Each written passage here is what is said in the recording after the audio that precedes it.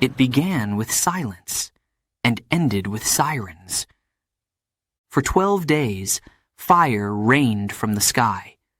Missiles flew, cities burned, and fear ruled the hearts of millions. Israel struck first, fast, sharp, and loud. But Iran answered back. This is not just a story of war. It's a story of money lost, secrets exposed, and a future more dangerous than ever before. Who really won? Who truly lost? And what comes next? Join us now as we dive into the 12-Day War, Israel versus Iran. Who really lost? Chapter 1.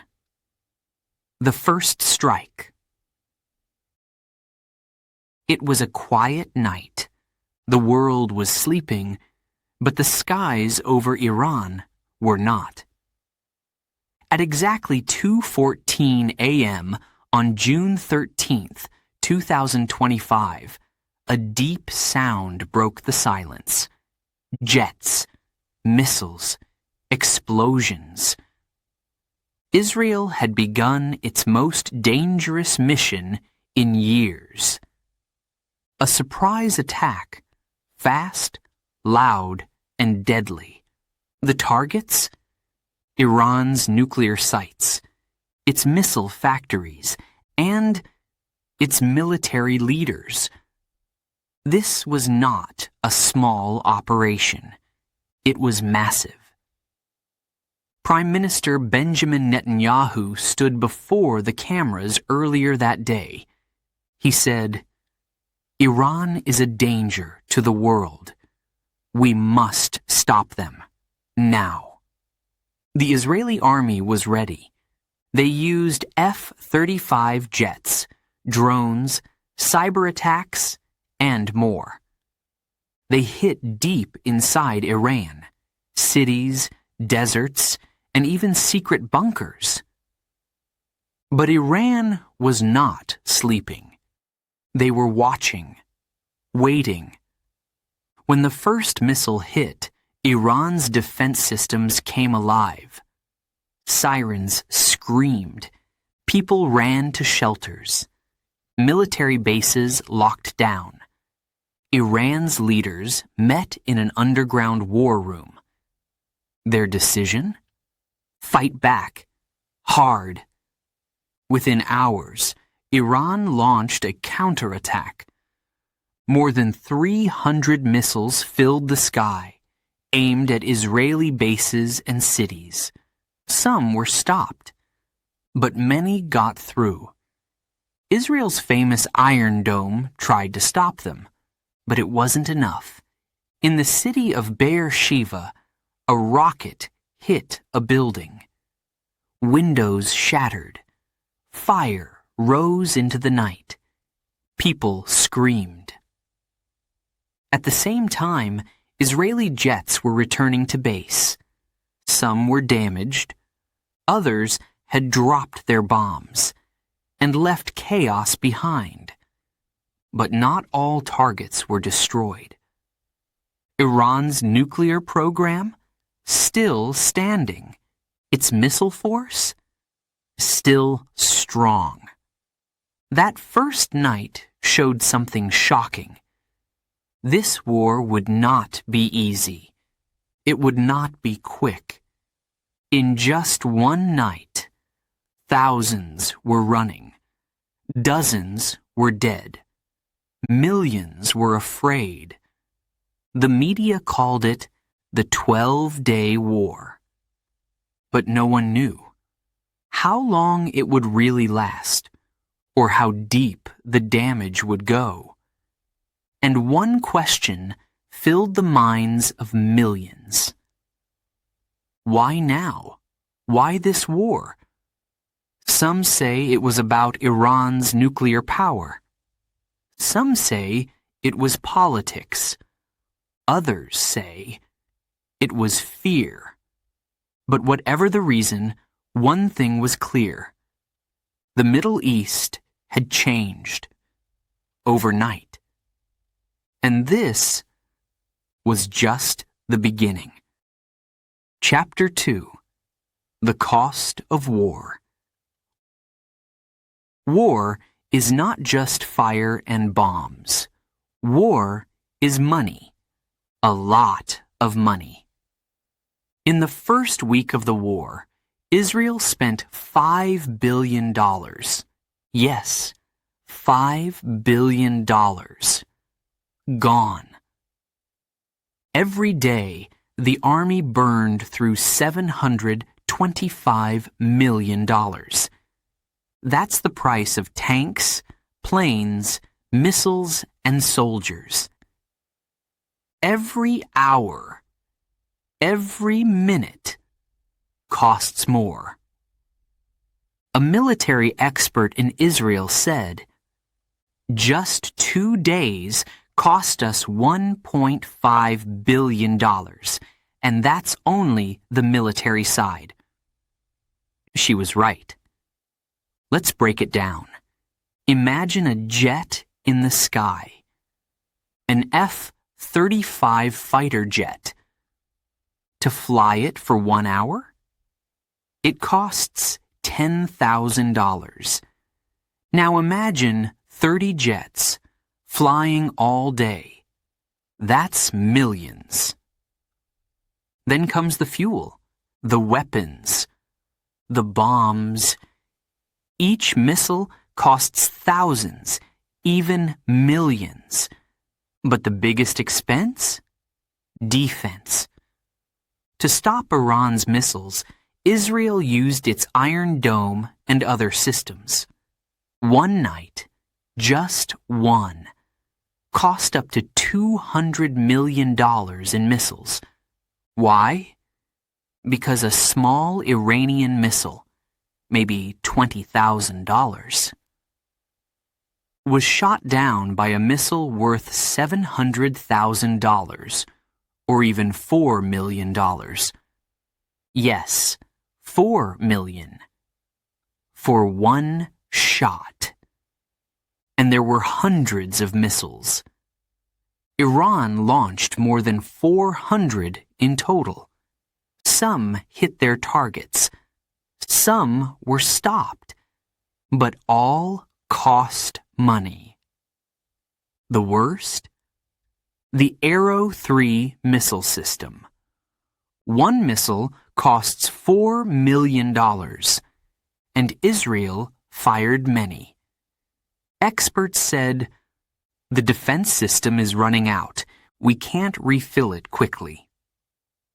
That's dangerous, because without defense, cities are open. People are at risk. And it wasn't just the military. Ben Gurion Airport closed for 10 days. That's Israel's main airport. No flights, no tourists, no business. Each day of closure, millions lost. Then came the strikes on buildings, homes, shops, offices, in Beersheba, Tel Aviv, and even near Jerusalem. Rockets damaged hundreds of buildings. Some fell to the ground. One engineer said, "This is the worst damage I've seen in 30 years." Rebuilding? It will cost hundreds of millions more. And what about the people? 36,000 families were displaced. No home, no work, and the government must pay. Insurance companies? Overwhelmed. The government? Stressed. Israel's defense budget exploded. It jumped 65% in 1 year. And now? Other areas, like schools, hospitals, and public transport, will face cuts. The finance ministry said, "We need to move $857 million more to defense." The country is bleeding cash. One economist warned, "If this war lasts longer, we could lose 20% of our economy." A disaster. So, yes, war is not just about winning or losing. It's about surviving. And Israel was starting to feel the pressure. The next chapter. The Iron Dome struggles, because even the best defense has its limits. Chapter 3. The Iron Dome struggles. They called it unbreakable, a wall in the sky, a shield of fire. Yes, we're talking about Israel's Iron Dome. But during this war, even the Iron Dome began to break. On the third day of the war, Iran fired dozens of missiles. Not from one place, no, from different directions, at the same time. Some were fast, some were slow, some were smart, some were cheap. But they all had one goal: break through the shield. And slowly, it started to happen. The Iron Dome tried to keep up. It launched interceptors again and again. Boom, boom, boom. But each interceptor costs money. And each launch burns time. One Israeli soldier said, "Sometimes we had to choose. We couldn't stop all the missiles. We had to protect the most important ones." That was shocking. It meant some cities were left open. Some buildings got hit. The David sling system, a second layer of defense, also struggled. It could stop bigger missiles, but it was expensive. $700,000 per shot. And the worst, Arrow 3. This was Israel's last line of defense. Strong, but very, very costly. Each missile? $4 million. And they used dozens of them. Even when they stopped a missile, it didn't always feel like victory. Why? Because Iran's missiles were cheaper. Much cheaper. A $20,000 missile stopped by a $4 million defense. Who wins in that situation? Iran smiled. Israel spent. And worse, Israel's missile supply was going down, fast.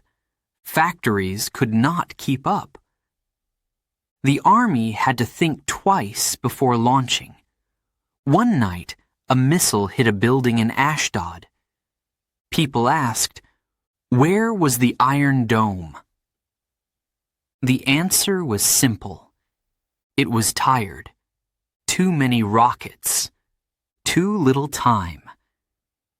And Iran was learning, watching, testing Israel's system, finding the weak spots. And sometimes they got through. It was no longer a game of tech. It became a game of numbers, a game of pressure, a game of survival. In the end, even the strongest wall can fall if you hit it long enough. And Israel's wall? It was cracking. The next chapter. The economic burn.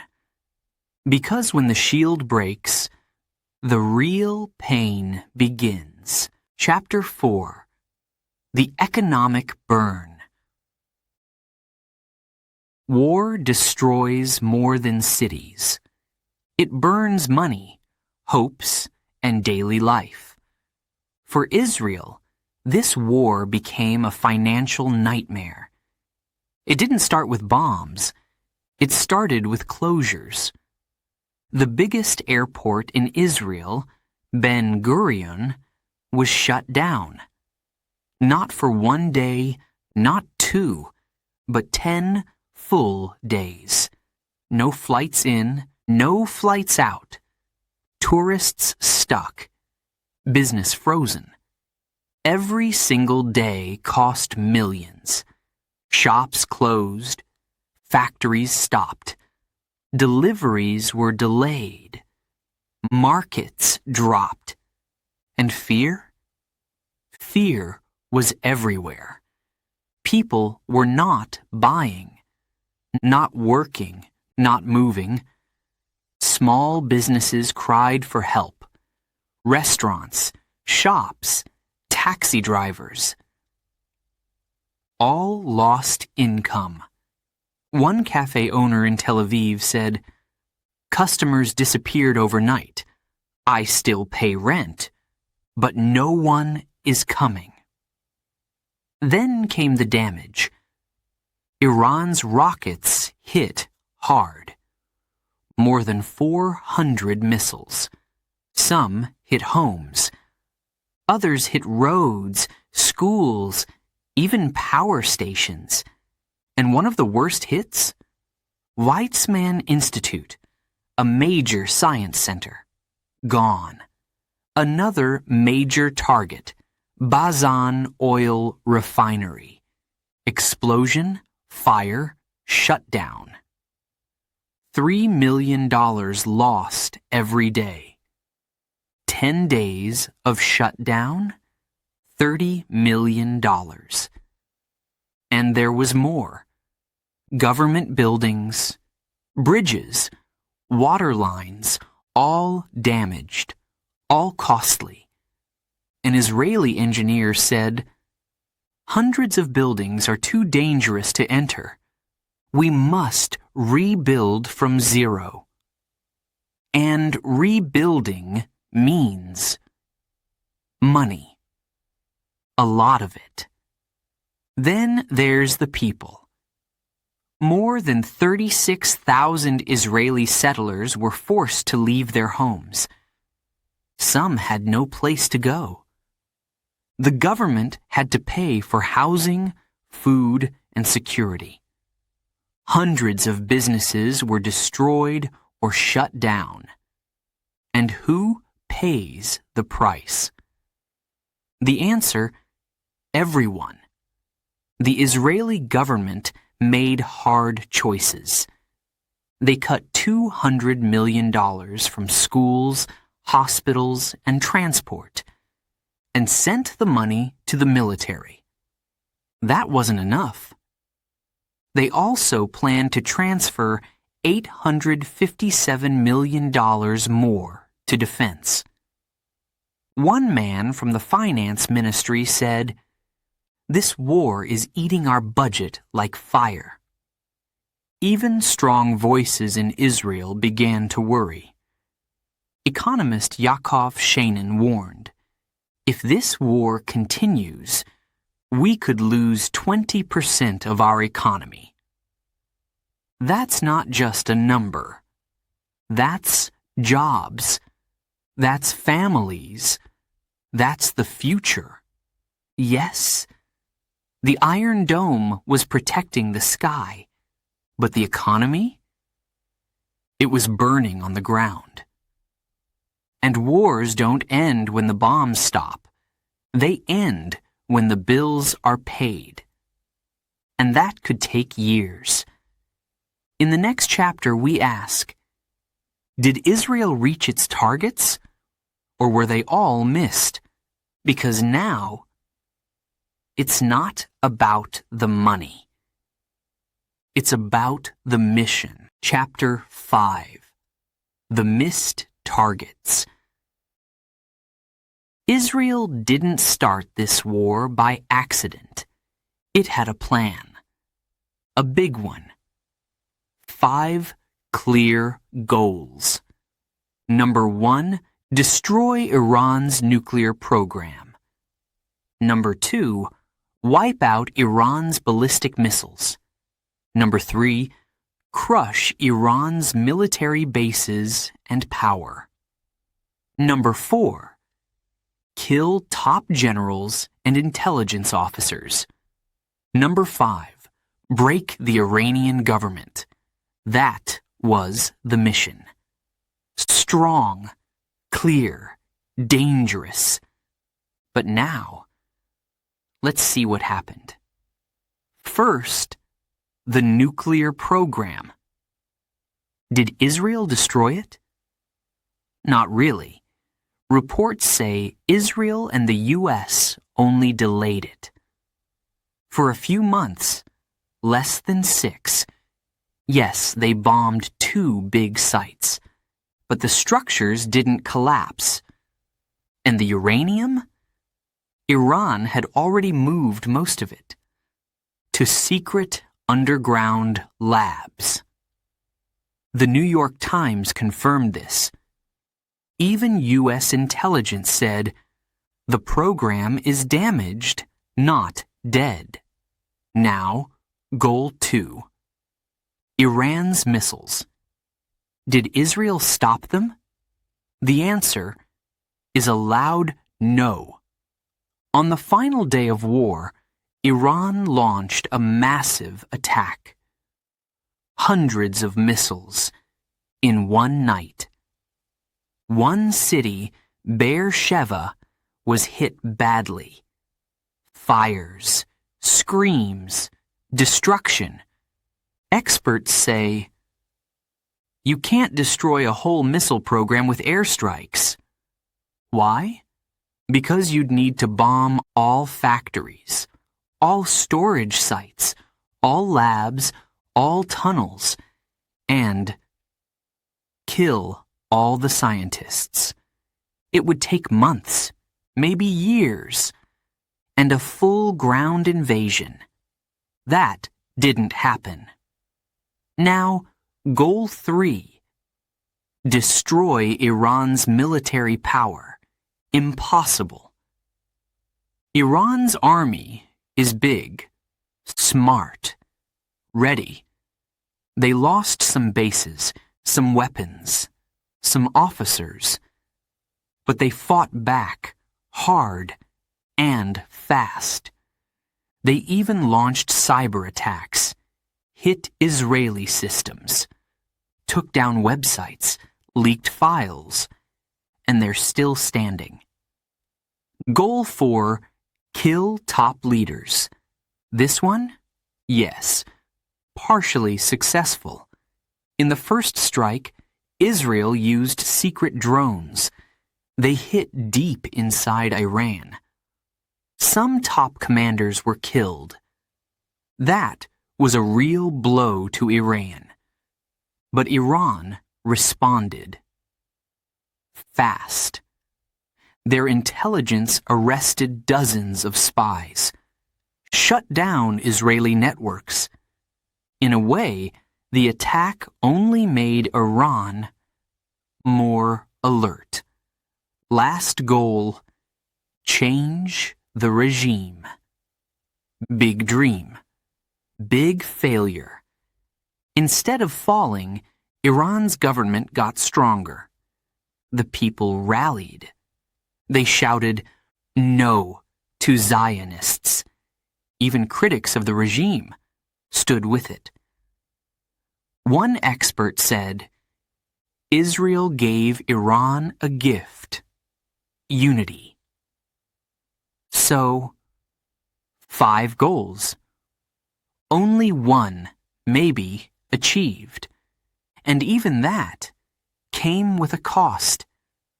This wasn't a clean win. It was a messy game, and the world was watching. Next chapter. Iran fights back because the story was far from over. Chapter 6. Iran fights back. They thought Iran would break, that it would fall, that it would stay silent. But Iran fought back, and the world saw it. On the second night of war, missiles began to fly. Hundreds roaring through the dark, aimed straight at Israel. Not just one area. Cities, military bases, even airports. Sirens screamed. People ran. Shelters filled. Israel was under attack. And not just from Iran. Groups in Lebanon, Syria, and Iraq joined the fight. They sent more rockets, more drones, more fear. This was no longer just Israel versus Iran. It became something bigger. The Israeli army was shocked. So many directions, so many threats. And then came the surprise. Cyber attacks. Iranian hackers targeted Israeli banks, TV channels, government websites, hospitals. One by one, systems went down. People saw black screens. News stopped. Alerts failed. Even defense computers were hit. The digital war had begun. Then came the drones. Small, silent, deadly. They flew over fences. They hit fuel tanks. They hit radar towers. They even filmed Israeli bases. Live.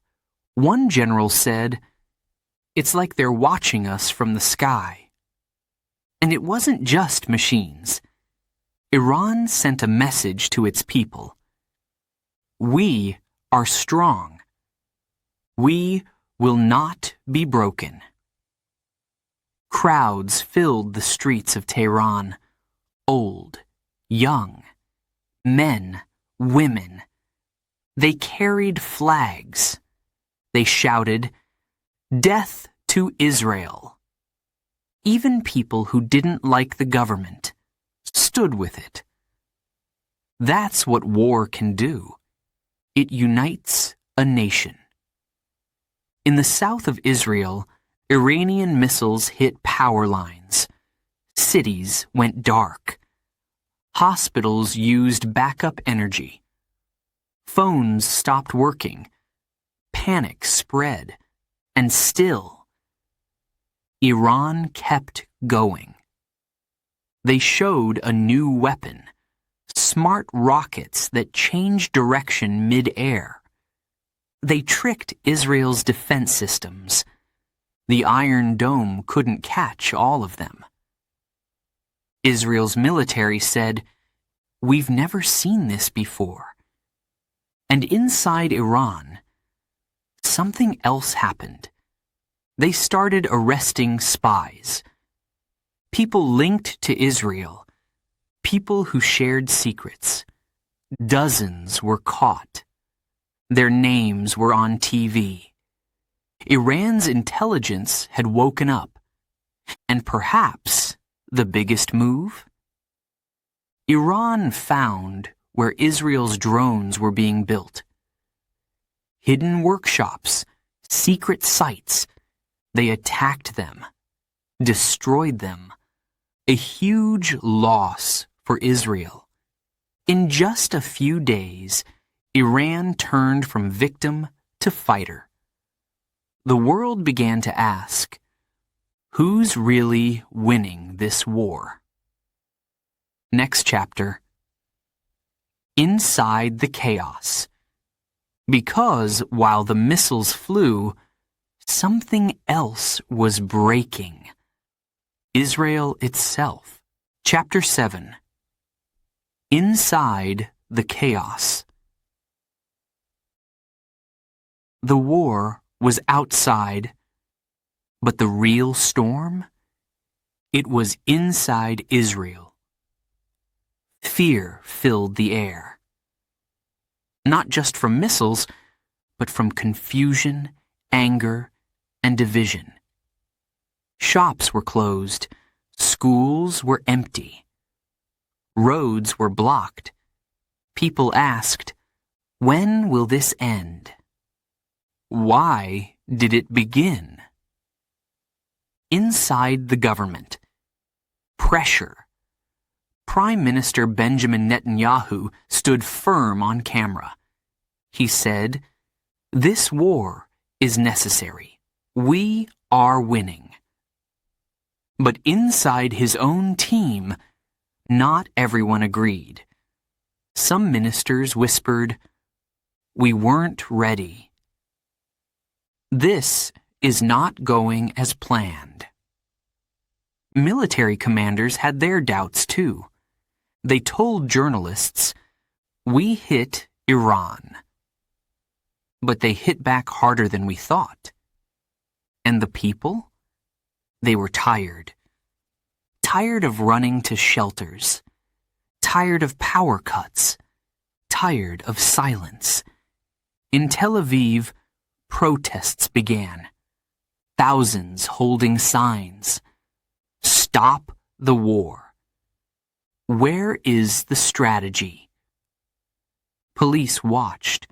Some pushed the crowds, but the voices kept growing.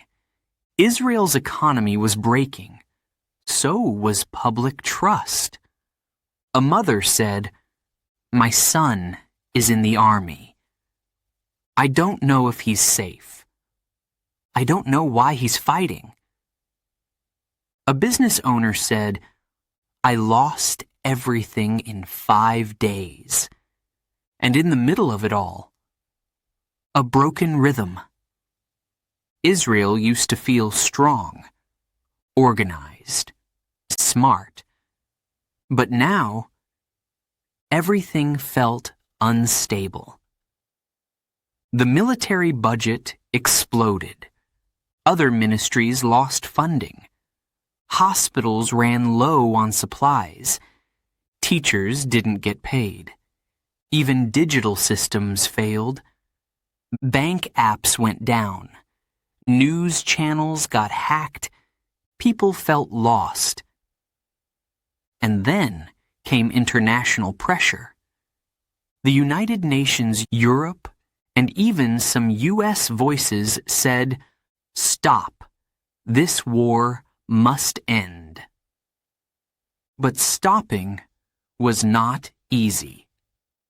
Because pride was in the way, and fear, and politics.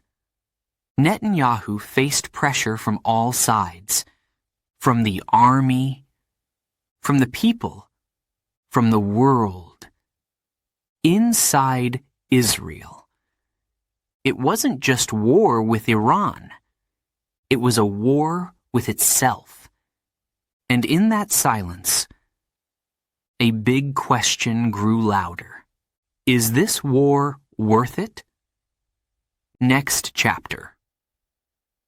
1. Win many losses. Because even in war, a single success can hide 1,000 wounds. Chapter 8. 1 win, many losses. The war lasted 12 days. 12 days of fire, fear, and destruction. Israel began with strength. It had a plan.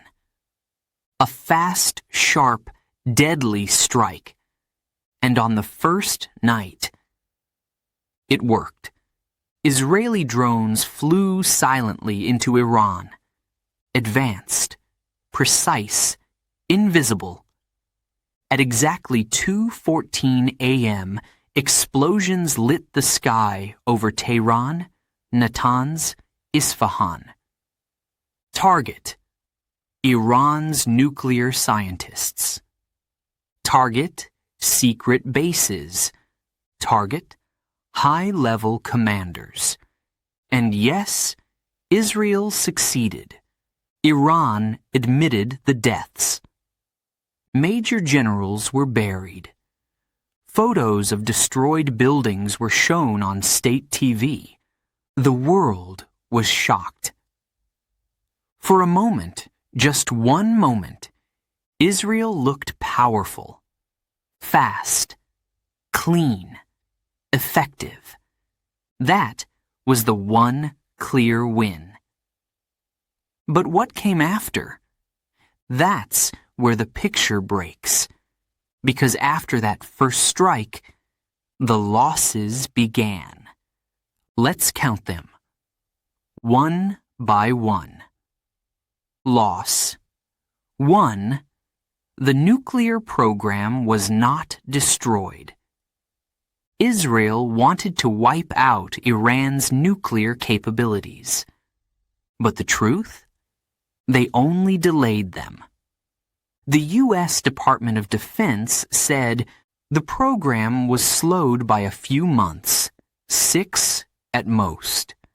Iran had already moved most of its enriched uranium. It was stored in hidden bunkers, secret underground sites. Even after the bombings, Iran's nuclear team remained active. They still had the tools. They still had the knowledge.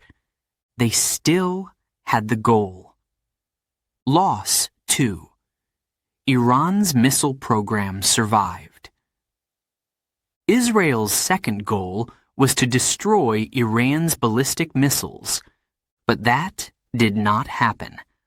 On day 10, Iran launched over 300 missiles in a single night. Some hit military bases. Others landed near civilian areas. In Beersheba, flames covered an entire street. Experts said, to destroy a missile program, you must destroy factories, scientists, supply chains, and storage bunkers. That takes months, not days. Israel didn't have that kind of time. Or strength. Loss. 3. The economy burned. Each day of war cost Israel between $700 million to $1 billion. In 12 days, more than $12 billion was gone. Ben Gurion Airport shut down for 10 days. Tourism collapsed. Imports delayed. Tech companies lost millions. Shops and markets closed. And the people? Over 36,000 families were displaced. Businesses destroyed. Jobs lost. The Ministry of Finance had to move nearly $1 billion from public services, from schools, hospitals, transport, to cover military spending. Even Israel's credit rating was in danger. Loss 4. Israel's secrets were exposed. In this war, Israel used its most advanced tech, drones, cyber attacks, electronic warfare. But in doing so, they revealed their hand. Iran discovered the locations of drone factories. They attacked them. They exposed Israeli methods. What was once secret was now known. That's a long-term loss. Loss 5. Public trust collapsed. Inside Israel, people began to protest. In Tel Aviv, in Haifa, in Jerusalem. They held signs, "Where is the plan?" Who pays for this war? Many saw the war as political. a distraction, a game. Even military leaders began asking questions. And the people? They were scared. One mother said, "My child wakes up crying every night. He asks if the missiles will come again." Fear became the new normal. Loss. 6. Iran became stronger. Instead of falling apart, Iran became more united. Even critics of the regime joined together. They marched. They gave blood. They shouted, "Death to Israel." The war gave the Iranian government something it hadn't had in years: public support. It turned the state into a symbol of resistance. And that is a powerful gift. So, yes, Israel had one win: the first strike. A powerful attack. A shock to the system. But what followed? Losses on all fronts: military, economic, strategic, emotional. And most of all, Israel showed its limits. One analyst said, "It's like starting a race with a sprint, then falling before the finish line." Now the region waits, quiet, watching, worried, because even after all the bombs, after all the deaths, the biggest question is still ahead. What happens next? Chapter 9. A Dangerous Future. The war ended. But the fear? It didn't. On June 24th, at dawn, the ceasefire began. Missiles stopped flying. Jets stopped screaming.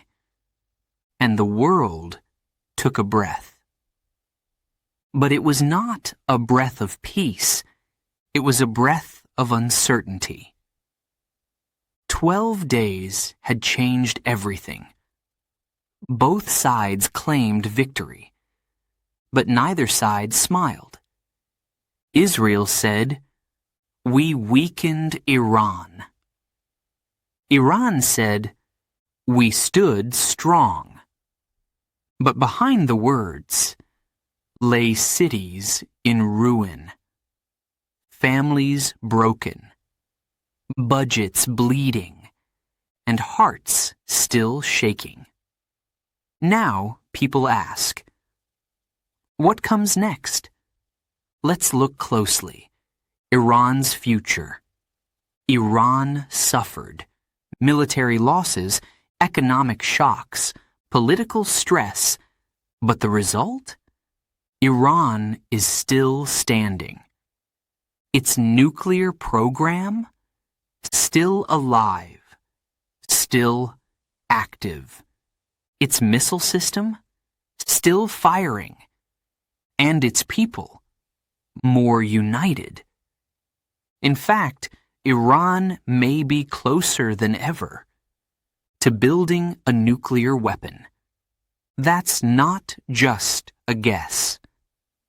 A secret U.S. report said, if Iran wants, it could build a basic nuclear bomb within months. And now, after this war, it might have the motivation. After being attacked, Iran may feel it needs a final shield, a nuclear one. That is dangerous, because if Iran crosses that line, the region changes forever. Saudi Arabia, Turkey, Egypt. They might want nuclear weapons too.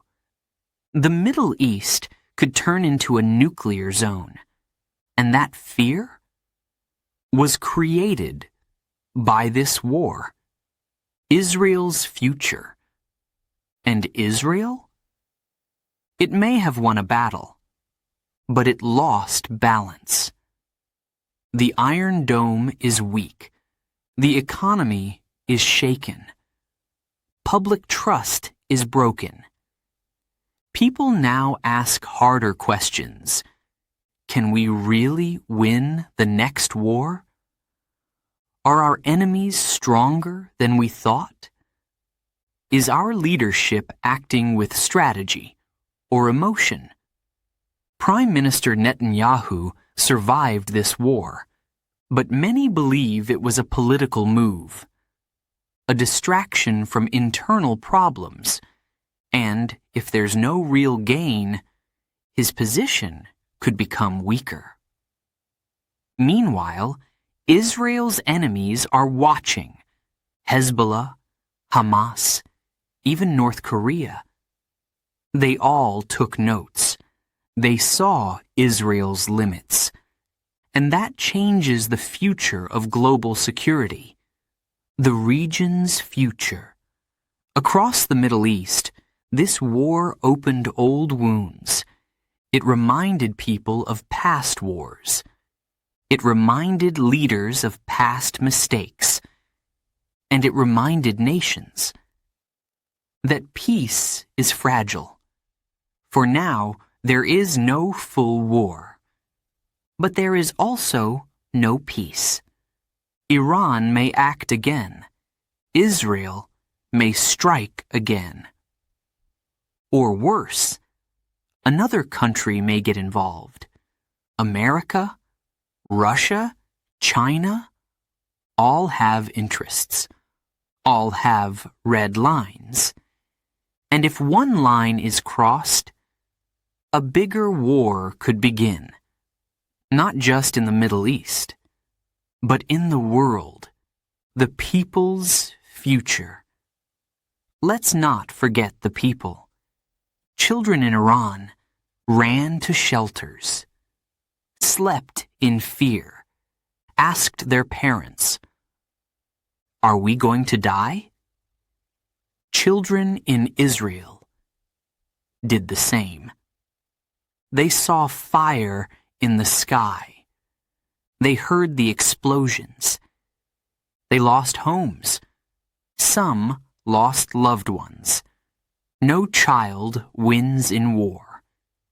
And those memories, they last forever. That's the real cost.